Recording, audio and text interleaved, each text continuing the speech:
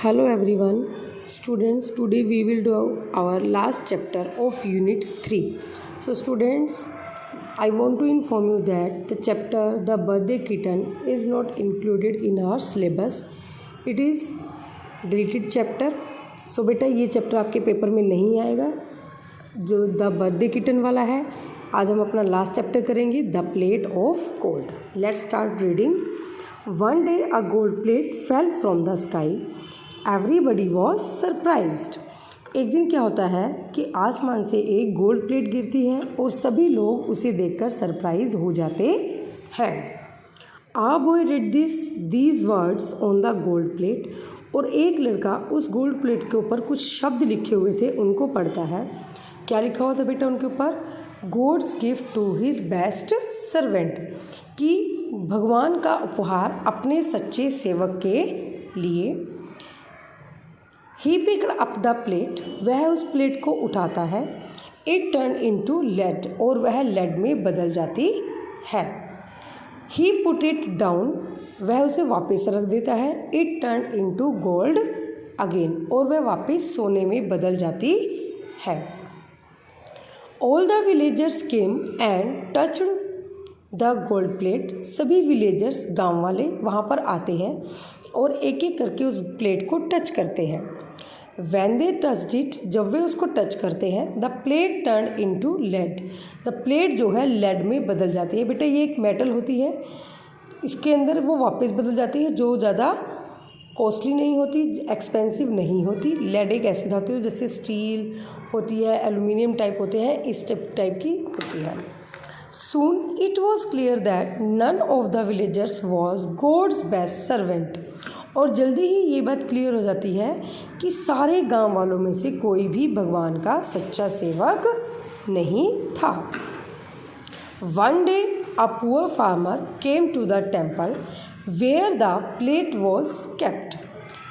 एक दिन एक पुअर फार्मर उस टेम्पल में आता है जहाँ पर वो प्लेट रखी होती है, क्योंकि वो प्लेट बेटा किसी के काम की नहीं थी, तो वो उस प्लेट को, गोल्ड की प्लेट को टेम्पल में रख देते हैं. और एक दिन एक पुअर फार्मर उसी मंदिर में आ जाता है. My good man, the priest asked him, what brings you here. Priest मतलब पुजारी, मंदिर का पुजारी उस पुअर फार्मर से पूछता है, माई गुड मैन, तुम यहाँ कैसे आए हो. द फार्मर रिप्लाई, किसान उत्तर देता है, होली सर मीन्स प्रीस्ट, पुजारी. I just want to pray to God to give me strength. मैं यहाँ पर सिर्फ भगवान से प्रार्थना करने आया हूँ कि वो मुझे स्ट्रेंथ दे, शक्ति दे. I want to be strong to serve my fellow beings, ताकि मैं अपने फेलो बींग्स के, अपने साथ वाले लोगों की सेवा कर सकूं. मैं इतना सक्षम बनना चाहता हूँ.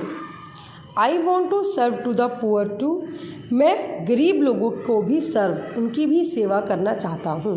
देखो बेटा वो खुद भी एक पुअर फार्मर था, लेकिन उसके अंदर कितनी अच्छी भावना थी कि वो दूसरे लोगों की हेल्प करना चाहता था. तो वहाँ पर वो अपने लिए कुछ भी नहीं मांगने आया था, वो सिर्फ इतना चाहता था कि उसके पास इतना हो कि वो दूसरों की हेल्प कर सके. Don't you know about our gold plate, क्या तुम्हें हमारी गोल्ड प्लेट के बारे में नहीं पता. ये बात किसने पूछी बेटा? प्रीस्ट ने पूछी उससे. नो सर, तो वो कहता है नहीं श्रीमान जी. Come said the priest, touch the plate. Priest कहता है, पुजारी कहता है, आओ मेरे साथ और उस प्लेट को टच करो. The farmer went inside the temple and touch the plate. Farmer उनके साथ अंदर जाता है और जाकर उस प्लेट को टच करता है. टू एवरीबडी सरप्राइज, सभी उससे सरप्राइज हो जाते हैं देखकर. क्या देखकर? The plate didn't turn into lead, it started shining even more brightly, कि वो प्लेट लेड में टर्न नहीं हुई, नहीं बदली, बल्कि वह और भी ज़्यादा चमकने लगी. This simple man did not know his own greatness, उस साधारण से व्यक्ति को खुद भी अपनी महानता, ग्रेटनेस मतलब महानता, के बारे में नहीं पता था। महानता मीन्स यहाँ पर क्या हुआ, महानता कि वो भगवान का सच्चा सेवक है, उसको खुद भी नहीं पता था। क्योंकि बेटा भगवान हमसे ऐसे खुश नहीं होते कि हम पूजा करें, पाठ करें। भगवान तब खुश होते हैं जब हम भगवान के द्वारा बनाए गए सभी क्रीचर्स की सेवा करें, उनको कोई भी नुकसान या दुख दर्द ना पहुँचाए। He loved all living beings, कैसा था वो, वह सभी लिविंग बींग से प्यार करता था। Shared his food with the hungry, और अपना भोजन भूखे लोगों के साथ शेयर करता था। नर्स द इल, बीमार लोगों को नर्स करता था, उनकी देखभाल, उनको सेवा करता था। And to care of the old, और बूढ़े लोगों की देखभाल किया करता था।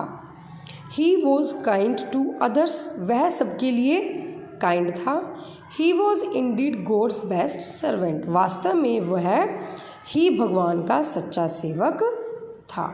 सो बेटा इसलिए हमारे अंदर काइंडनेस, सेल्फलेसनेस, केयरिंग, हम्बल और हेल्पफुल हमें होना चाहिए। इस तरह की क्वालिटीज़ हमारे अंदर होनी चाहिए।